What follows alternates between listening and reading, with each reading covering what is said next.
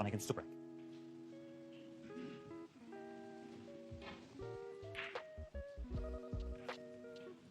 Well, John Higgins has won 4 frames in a row, but in each frame O'Sullivan has been in and had clear chances, including the first of the afternoon. So that's the concern, really. It's not like John Higgins has been making centuries, but he's been making those big pressure clearances that can really transform a match.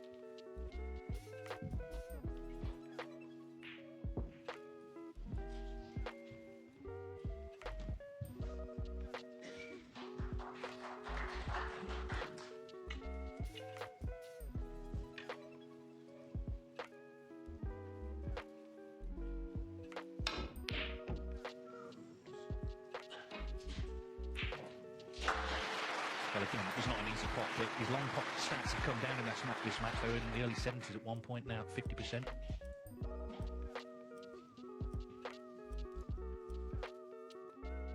I don't think there's any doubt that as you get older, you don't cope with pressure as well as you did when you were much younger. I think there are numerous reasons for that. But you don't think the same way, do you, when you're 50? The way you thought when you were maybe 25 or 30. There's a complete difference there in the way you think in life generally, really, not just on the snooker table. But of course, the other thing is, all the 50-somethings, the class of 92, you know you haven't got that many really good years left in you. So I think there's a greater degree of pressure on you to win the odd title here and there, because you're not going to sort of win 4 or 5 titles a season anymore, are you? I think what's interesting this year, Dom, is that so often O'Sullivan has sort of played down winning the title, and actually a couple of months ago he was talking about wanting to win the 8th, whereas John Higgins, I saw an interview with Rachel, and he said, although I'd like to win it again, what does it really matter either way? He was completely the other way. You'd expect it to be the reverse of that, so he's been more philosophical, but of course in the heat of battle he wants to win every single frame, and this would be a huge victory for Higgins if he could turn it round, with a chance of course for a 5th world title. Those 3 reds just below the pink, although they haven't been looked at, I must presume they're not applied to the right corner.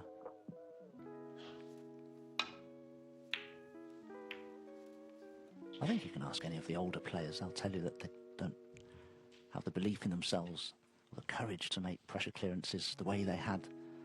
That courage and belief, you know, when they were sort of in the heyday years, in their 30s, say. It's just something you have to live with and accept.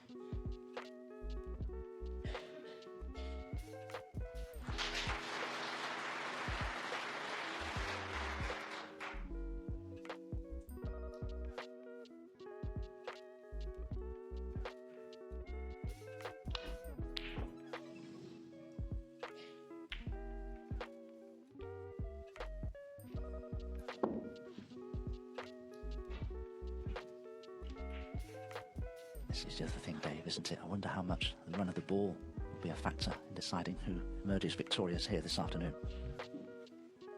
Well, it will be some sort of factor, I'm sure. We saw a little bit of that last night, didn't we? When Higgins took the long red on and covered it, and O'Sullivan had to swerve, went it off. And that's a terrific ball.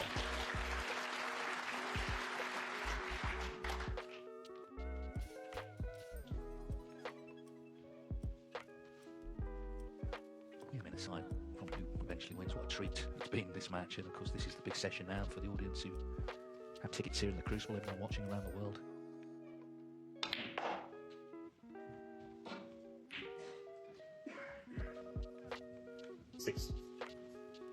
Stun on the cue ball. I'm pretty certain he can't get through to the red to the left corner. Somewhere in that circular shape is where he'd like to have been. So now he's got to work out a way of playing a safety that doesn't risk putting a ball near a corner pocket.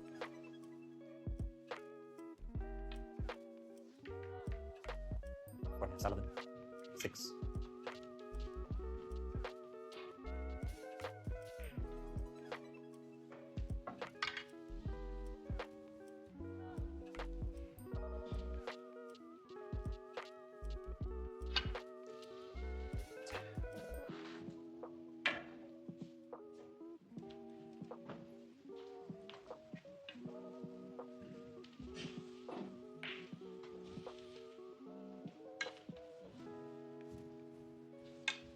Is there a 3-ball plant? Oh, there is. That can certainly be made.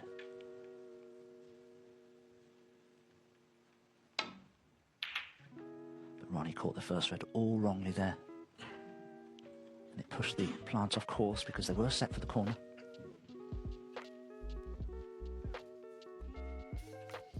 But as you can see, he has covered the red near to right corner. Not quite as ambitious as the plan John Higgins played last night, where balls went everywhere, and he looked a certain frame loser, but he eventually won the frame, of course.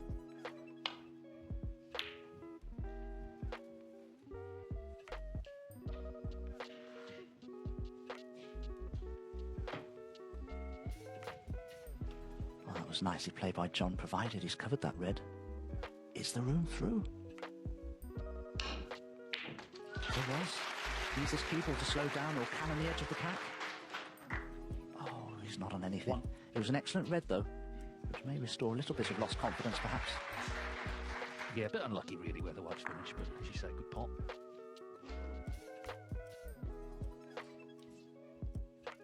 Just a reminder of the overall head-to-head, 39-33 to O'Sullivan in all matches. Ranking events, Higgins 21-13 up. In the 3 Triple Crown events, Higgins just shading at 6-5. Matches are more than one session, 12 each. And at the World Championship, 3 each, so there's not much to choose really in any of it.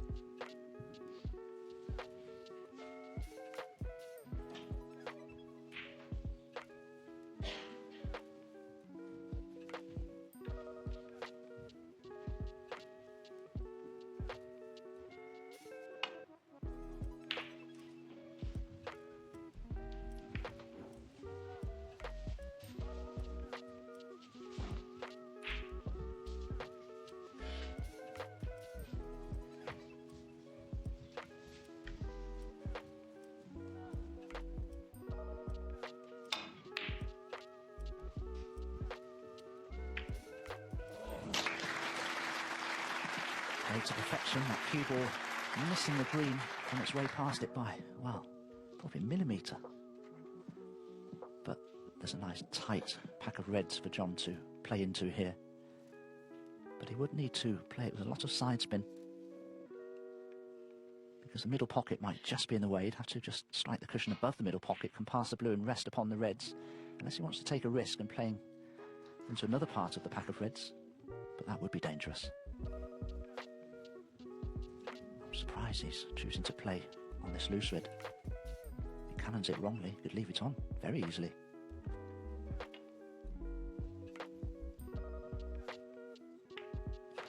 My goodness, that was a little close for comfort. But the red above the cue ball will pot into the centre. And it's the only one Ronnie could leave.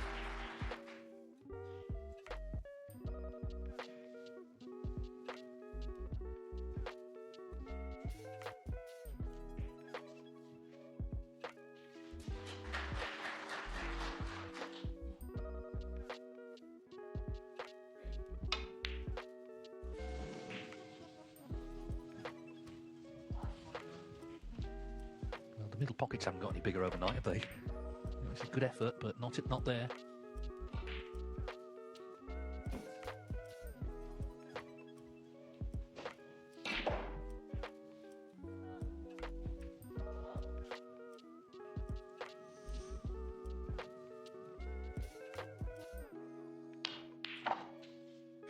One.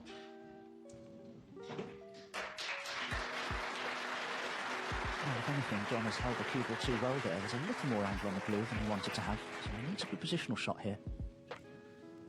As you can see, it's rather thin, so the cue ball will be running freely a little bit. Can he play a little cannon onto the red that's directly above the black? That would hold him in A1 position for red to the right corner.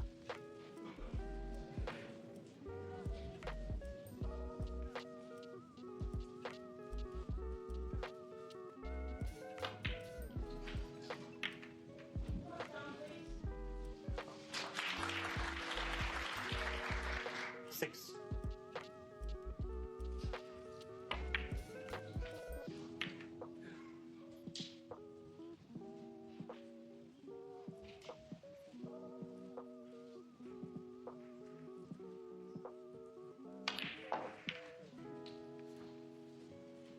Seven.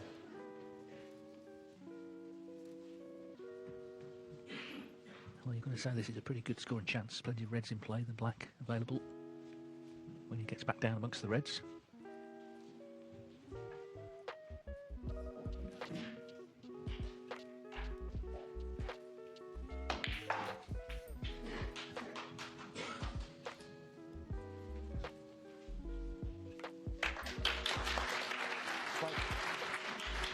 nicely. I think John's choice to go into the reds with a little bit of pace previously proved to be a good one. It's the first time for a little while that John's managed to get in first in one of these frames. Normally he's been mopping up the pieces. 30. And won his mistakes.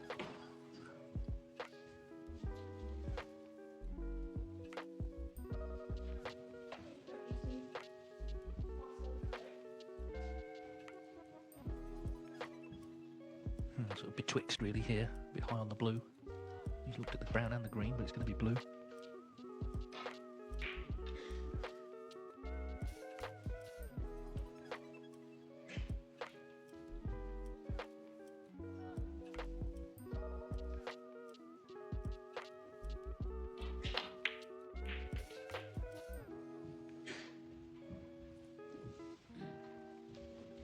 That's John being 18. very unfortunate there. Is there something that pots to the right corner? The bottom red, perhaps, of those four? Can you see enough of it?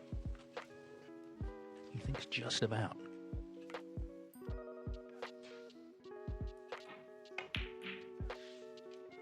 Nineteen.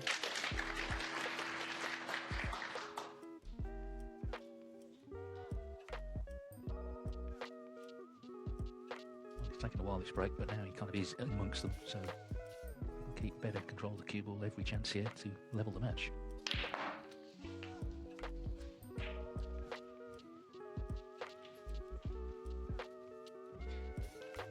$26. Yep.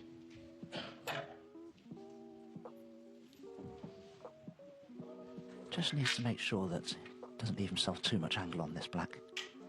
Well, he must be concerned now with the way this Sure, that's the match has toughness. progressed latterly. At that 9-4 lead. And at the moment, it looks as though that lead would have disappeared.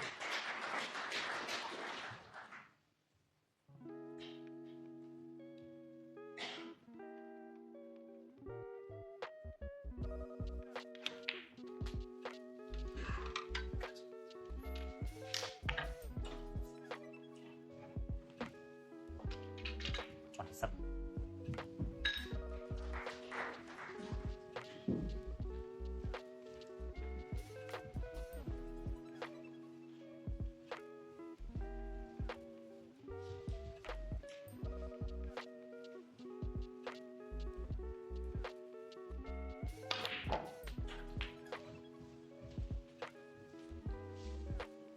$28 years it is since Higgins first won 34. the title, 1998. He had to wait 9 years to the second, but then within another 4 years he'd won it 4 times, and of course since then he's been in another 3 finals, so 8 in total. Same number as O'Sullivan. 35.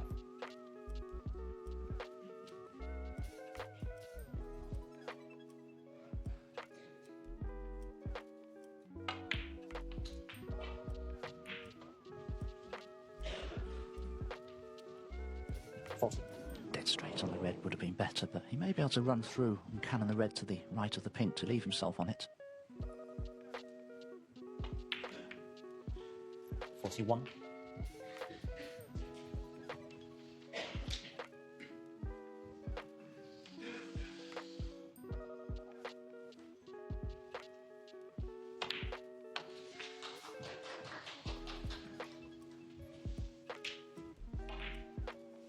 $47.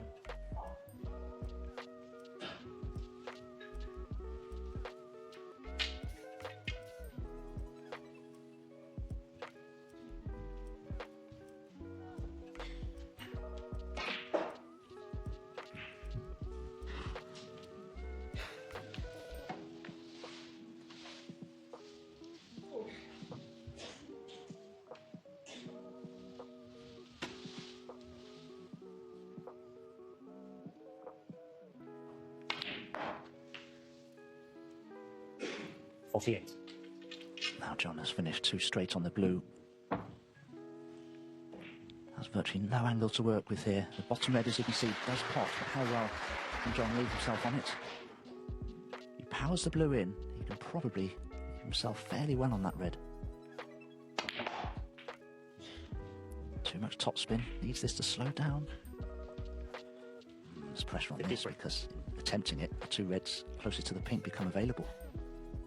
Yes, and then there's the danger that O'Sullivan could do to Higgins what Higgins has done to him and steal a frame. It's been quite a lengthy break, this really, 8.5 minutes for 53 points. And again, this is not straightforward. There you see 30 seconds average shot time. Another big shot coming up.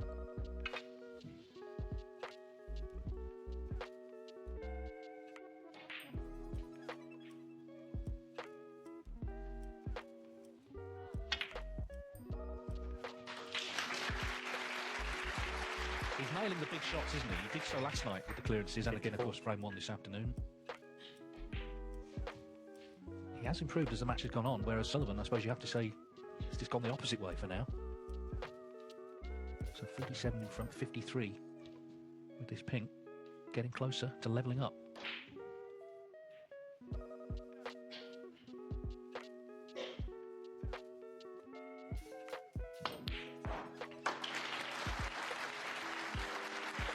Superb cueing once again from John Higgins, purposely holding the pink spot, or attempting to, because he knew he only needs the next red. He seems to be on it. 61. Well, it's been a Herculean effort, really, this break. It's not been straightforward, but John Higgins, that great competitor he is, has found something in this match. He was 9-4 down. He easily could have been a long way behind coming back this afternoon. He found something last night, he dug in, and now 68. he's looking the stronger of the two. 5 on the spin. 69.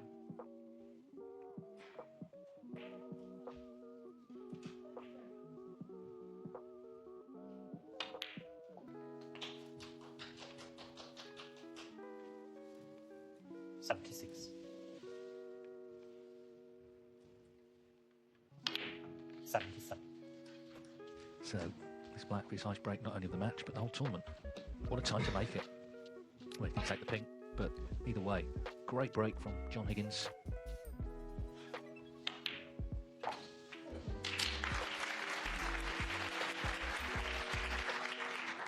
$83.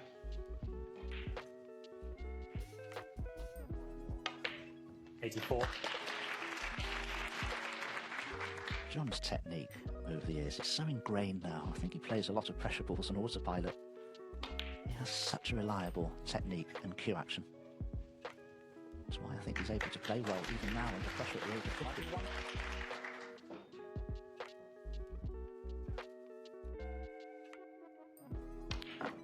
93. Wow, he is playing some stuff now. He's made 178 Crucible centuries, only one of Sullivan's made more. This would be a first this year.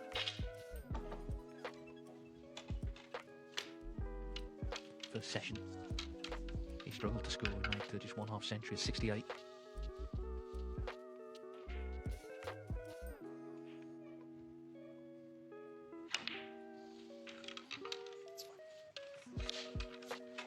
But it's John Higgins saving his best for last in this match. It's still, of course, going to be level, but he's got all the momentum, 5 frames on the spin, and not just that, he is now starting to play his best snooker. This brown then for a century to cap the comeback.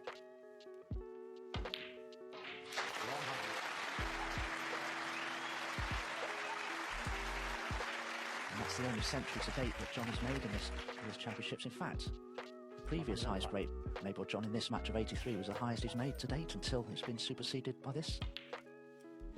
111. So he's come back, and he's come back strong. Clearance of 118. The match is all square at 9-all.